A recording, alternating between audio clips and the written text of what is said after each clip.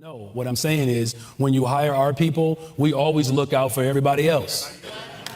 We are the most generous people on the planet. Late today, the U.S. Justice Department launched an investigation into the city of Chicago and its hiring practices. It centers on whether discrimination is at play inside City Hall, given the large number of, quote, black officials the DOJ says have been hired by the Johnson administration. Chicago Mayor Brandon Johnson is in a lot of trouble. Recently, he did an interview where he talked about how his office was going out of their way to disproportionately hire black people for all these different various positions, and the way that he described the logic and reasoning behind their decision to hire black people disproportionately was so absurd, so ridiculous, and so obviously sounding like it's violative of the Civil Rights Act that has also triggered a Department of Justice investigation into his office. Not for the political appointees, which, by the way, because they're inherently political, can basically be done for almost any reason, but due to the fact that there is probably and likely downstream racial discrimination through his mayor's office. And by the way, none of us should be surprised by that. But of course, what I want to do throughout the course of this video is look at Brandon Johnson's stated reasoning about how black people are so generous to each and every group. They're known for being the most generous people in the United States of America, that therefore putting them in all these different various positions will solve all of society's problems because black people are just better than any other kind of people when it comes to government offices. And then I'm going to talk about the real reason why Brandon Johnson is going out of his way to make sure he installs as many black people in the Chicago government as humanly possible, because I think those rationales, what he stated and what the reality is, are completely different. But before we get into that, I want to thank everybody who supports this channel via actualjusticewarrior.com/join. Give me the money. Give me the money. Okay? Mayor's comments yesterday prompting a barrage of social media posts calling for an investigation. And today, we heard from the Department of Justice. The U.S. Department of Justice opening up a civil rights investigation into the city of Chicago, the DOJ specifically looking into the city's hiring practices. This comes after remarks Mayor Brandon Johnson made at the Apostolic Church of God in Woodlawn yesterday, where Mayor Johnson shared his vision for the rest of his term, emphasizing education, public safety, and equity.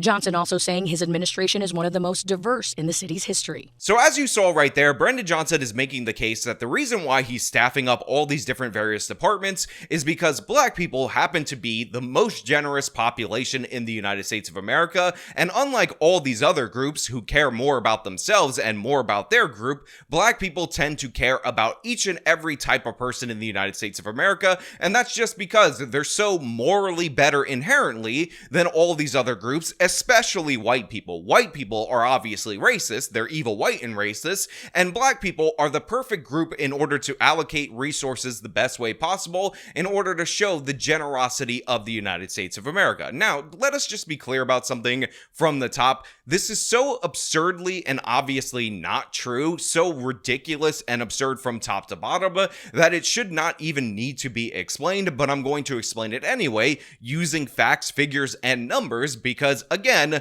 Brandon Johnson lives in unreality and we gotta park this conversation in actual reality. However, I will give the caveat that throughout the course of this video, I'm going to talk in generalities, I'm going to bring up certain stereotypes, and the point of me bringing this stuff up is not to enforce negative stereotypes, it's just to talk about how generalities do exist, and stereotypes are often rooted in said generalities. But again, let us get the pitch from Brandon Johnson so we could just internalize what he's trying to say. There are some detractors that will push back on me and say, you know, the only thing that the mayor talks about is the hiring of black people. No, what I'm saying is when you hire our people, we always look out for everybody else.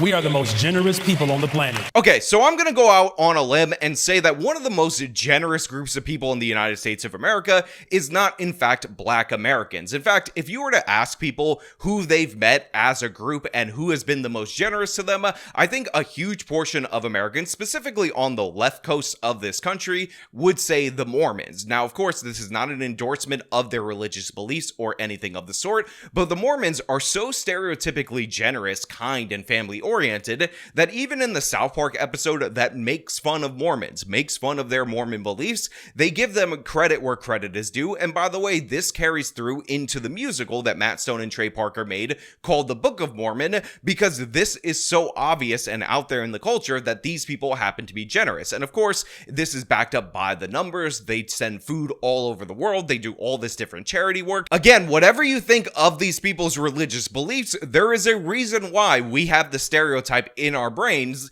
that these people are family oriented and generous. And that's not to say that there aren't negative stereotypes associated with Mormons, but at least on this is pretty clear. Also, I do need to point out that people in the Midwest in general are also some of the kindest, most generous people that you'll ever meet. I have spent time doing different events in the Midwest, and these are the kind of people that if you're having trouble deciding something at a restaurant, they will start talking to you, ask you where you're from, ask you how your family's doing, and all of that, and give you valuable suggestions, because that is just the culture that happens to exist in certain parts of this country with certain groups in this nation. Now, typically, and I'm just saying, this is not all, there are definitely generous black people out there. Black people do not have a kind of stereotype around them about their generosity. Typically, black people, and you can ask people in the food service industry, are known for being the opposite. And again, this could be rooted in a bunch of different various things. Black people tend to say that they get worse service when they go to restaurants. But if you were to ask people who work as staff in restaurants, specifically servers at restaurants, they will tell you that black people have a reputation for not tipping, and this is just one marker of generosity that we're talking about. Now again, some people will say it's a chicken or the egg kind of situation. Black people will say that they get worse service at restaurants. Servers will say that because they are so often not tipped by black guests, that they don't offer their A+ efforts, or black people come in with an attitude, so no amount of service is good enough for them, or something of the sort. The truth of the matter doesn't really matter. It's just the reality is that these people are not typically viewed as being the most generous, at least in that specific context. And in addition to that, Brandon Johnson also makes the case that black people care about each and every group more than members of any other group, which I just find to be absurd based on the polling, based on the numbers. We have seen time and time again that black Americans tend to have the strongest in-group preference among groups in the United States of America, and the strongest amount of disdain for people outside of their group. Again, Brandon Johnson just putting out these ideas which are not backed up by reality, and in reality, the opposite seems to be proven to be true. Now, I also want to point out for everybody out there in the audience that a strong in-group preference is not inherently a bad thing.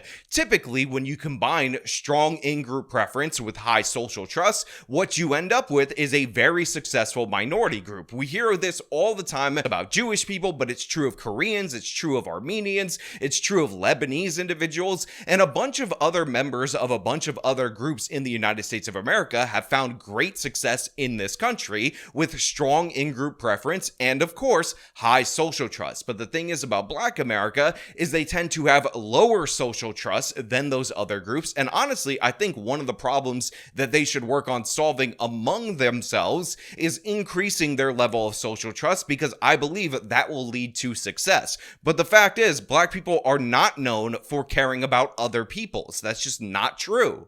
The deputy mayor is a black woman. Department of Planning and Development is a black woman. Infrastructure deputy mayor is a black woman. Chief operations officer is a black man. Budget director is a black woman. Senior advisor is a black man.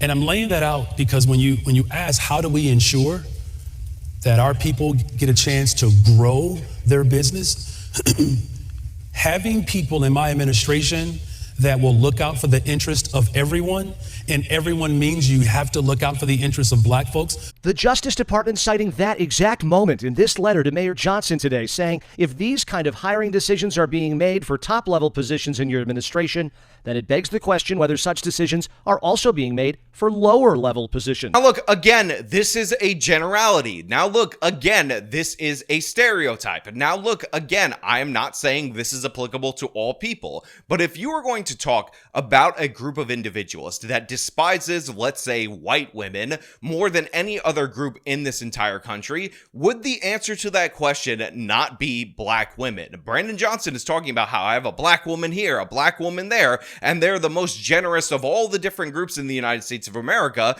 when in reality, we know that in general, black women tend to not be fans of white women, specifically white women that happen to be dating or interested in dating black men. This is a very common thing that is portrayed in the media. We see movie after movie, especially since we've seen the era of black cinema come back a little bit in the United States of America, where white women are often painted as the villain because they're white, especially the white women that want to date black men. And this is just borne out by the numbers, by the strong in-group preference, and by the fact that, of course, we see each and every day whenever there's a story involving a white woman getting into an altercation with a black person, that white woman gets labeled the slur of Karen, or all these other things get attributed to her, and it's just ridiculous and absurd. And by the way, one of the biggest manifestations of this was the O.J. Simpson trial, the O.J. Simpson verdict that resulted from that trial, which of course had a bunch of different black women that were put on the jury. The prosecution believed that they would side with the woman because of the abuse and whatnot, and in reality, what ultimately ended up happening was that the black women sided against the white woman because they didn't like her, they despised her, and they thought it was more important to get revenge for black people, for Rodney King, than actually put a double murderer away, because after all, he only murdered a white man and a white woman, and who really cares about that? And again, if you don't believe me, I will play this clip until the end of this channel. You can hear it from these people themselves. Do you think that they're members of the jury that voted to acquit OJ because of Rodney King? Yes. You do? Yes. How many of you think felt that way? Oh, probably 90% of us. 90%? Did you feel that way? Yes. That was payback. Uh-huh. You think that's right? Now again, the point of this particular video is not to attack black people or black women or any other group based on some things that are generally true, because I've been fortunate enough in my life to meet some of the more kind black women or interact with them, and I'm sure if you go out there in the real world, the people who exhibit these negative stereotypes, you will find that there are fewer of them than you actually believe if you don't actually interact with them. That being said, again, there are numbers, there is polling on in-group preference, there are stereotypes, there are actions that manifest, and we see representation after representation of that in the media over and over again. And a perfect example of something that is happening in the modern era is the Carmelo Anthony Austin Metcalf situation. A lot of black people know that Carmelo Anthony is in fact guilty of murder. Now, some of them, to be clear, have been fooled by all the disinformation that's out there, all the fake Facebook posts and all of that, but the fact is, this kid was able to raise over $500,000 for his legal defense fund, and all you needed to do was look at the comments to realize that the reason he's raising this money is due to a racial solidarity, which is solely based on the fact that Carmelo Anthony killed a white person. Another example of this is the guy who killed the cop that we talked about on this channel, Rodney Hinton Jr. There's a lot of people praising him for murdering a cop, and this was a day after the justified shooting of his son, who was in a stolen car, who had a firearm on him. By the way, it's caught on body cam, and even though he murdered a random different department retired sheriff's deputy by running him down that had nothing to do with his son's case, you have all these different posts on social media praising him and people pushing to raise money for his legal defense, even though what he did is clearly and obviously unjustified homicide. Again, these are negative representations of the in-group preference that black people tend to have. Says the DOJ assumption that since Johnson's senior staff is mostly black, that there's discrimination at play is a leap. It's an enormous leap to say that because Brandon Johnson's top deputies in policymaking positions are African American, that the city is discriminating on the basis of race in its hiring of ordinary non-policymaking employees. Our people hire our people. Now look, I think I've made my case that black people do not actually, according to the numbers, care about other groups outside of black people more than any other group. I think I've made my case that black people are not traditionally known for being the most generous of the groups of people in the United States of America,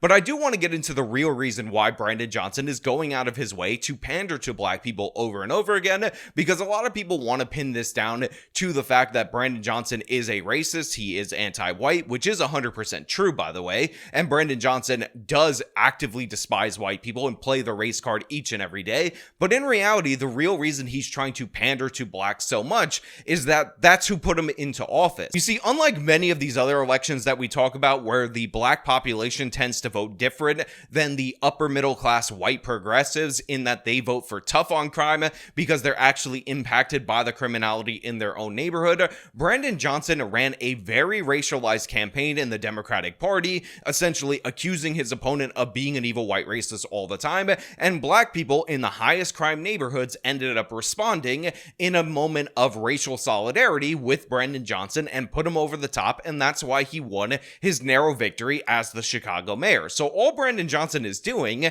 is pandering to the people who got him into office. He's dancing with the same chick that he brought to the prom because that's really all that this guy can do, and he's burned a lot of his support by being so generous to the illegal aliens in the city of Chicago. He's essentially trying to re-up on them because Brandon Johnson is telling everybody that his piss-poor approval ratings will improve, don't worry about it, and the only thing he knows to do, because this is the only ground he thinks he can gain, is to pander to black people in the hopes that they will vote for him again. To me, it is not surprising at all that there are two key groups that ended up getting Brandon Johnson into office, and these two key groups are the ones that Brandon Johnson is constantly pandering to, constantly painting as heroes, when in reality they're anything but. It happens to be the black population in the most criminal neighborhoods in the city of Chicago, and of course the Chicago Teachers Union. Now, we covered all these different efforts that Brandon Johnson has tried to put into place in order to sneak a massive pay increase for the Teachers Union, which, by the way, he will benefit from because while he's mayor, he didn't resign from the Chicago Teachers Union. He actually just went on leave. And of course, black people who voted for him. So in reality, is Brandon Johnson this racist?